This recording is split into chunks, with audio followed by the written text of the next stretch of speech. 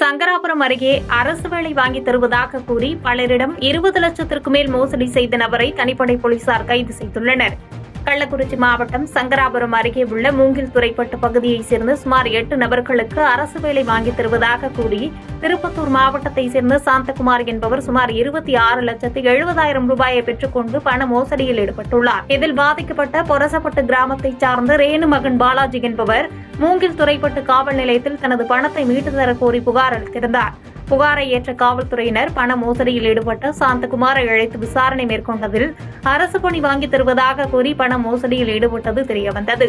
அதன் அடிப்படையில் தலைமறைவாக இருந்த சாந்தகுமாரை திருக்கோவிலூர் உட்கோட்ட காவல் துணை கண்காணிப்பாளர் பார்த்திபன் தலைமையிலான தனிப்படை போலீசார் கைது செய்து நீதிமன்ற காவலுக்கு அனுப்பி வைத்தனர்.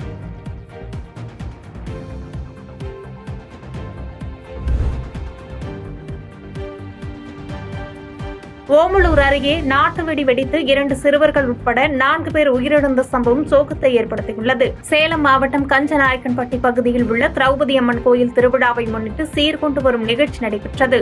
அப்போது பழைய சினிமா தியேட்டர் என்ற இடத்தில் இருசக்கர வாகனத்தில் மூட்டைகளில் வைத்திருந்த நாட்டு வெடிகள் திடீரென வெடித்து சிதறின.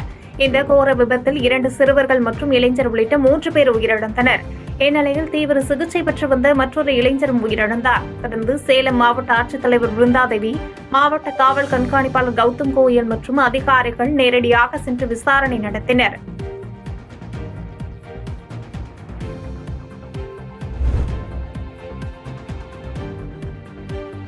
குளித்தலை அருகே சாலை ஓரத்தில் இறைச்சி கழிவுகள் மற்றும் குப்பைகளை கொட்டுவதால் துர்நாற்றம் அதிக அளவில் வீசப்படுவதாக பொதுமக்கள் குற்றம் சாட்டியுள்ளனர். கரூர் மாவட்டம் குளித்தலை அருகே ஐயர்மலை ஸ்ரீ ரத்னகிரீஸ்வரர் திருக்கோவிலுக்கு செல்லும் வழியில் குப்பை கழிவுகள் அதிக அளவில் கொட்டப்படுவதால் துர்நாற்றம் அதிக அளவில் வீசுகின்றன.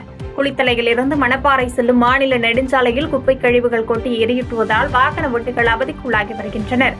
இந்நிலையில் இப்பகுதியில் குப்பை கொட்டுபவர்களை கண்டறிந்து அவர்கள் மீது உரிய நடவடிக்கை எடுக்க வேண்டும் என்றும் அப்பகுதியில் உள்ள குப்பைகளை அகற்ற வேண்டும் என்று சமூக ஆர்வலர்கள் கோரிக்கை விடுத்துள்ளனர்.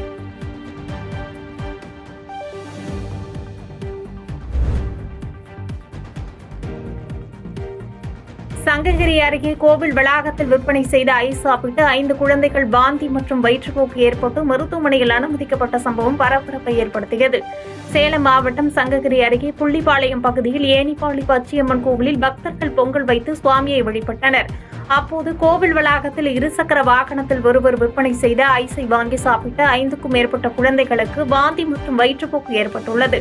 தொடர்ந்து பாதிக்கப்பட்டவர்கள் மருத்துவமனையில் அனுமதிக்கப்பட்டு சிகிச்சை பெற்ற நிலையில் தற்போது நலமுடன் உள்ளதாக கூறப்படுகிறது. தகவல் அறிந்து வந்த சங்ககிரி போலீசார் தீவிர விசாரணை மேற்கொண்டதோடு ஐஸ் விற்பனையில் ஈடுபட்ட நபரை தேடி வருகின்றனர்.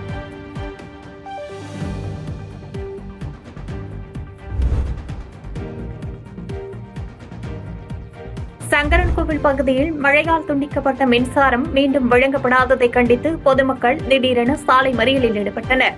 தென்காசி மாவட்டம் சங்கரன்கோவில் உள்ளிட்ட சுற்றுவட்டார பகுதிகளில் கனமழை காரணமாக பல்வேறு பகுதிகளில் மின்சாரம் துண்டிக்கப்பட்டது. தொடர்ந்து 2 நாட்களாகி மின்சாரம் வழங்காததால் பல்வேறு அவதிக்குள்ளான பொதுமக்கள் சுமார் 300க்கும் மேற்பட்டோர் கழுகுமலை சாலையில் திடீரென சாலை மறியலில் ஈடுபட்டனர். உடனடியாக தகவல் அறிந்த காவல்துறையினர் அங்கு விரைந்து பொதுமக்களிடம் பேச்சுவார்த்தை நடத்தியதன் பேரில் சாலை மறியல் விலக்கிக் கொள்ளப்பட்டது.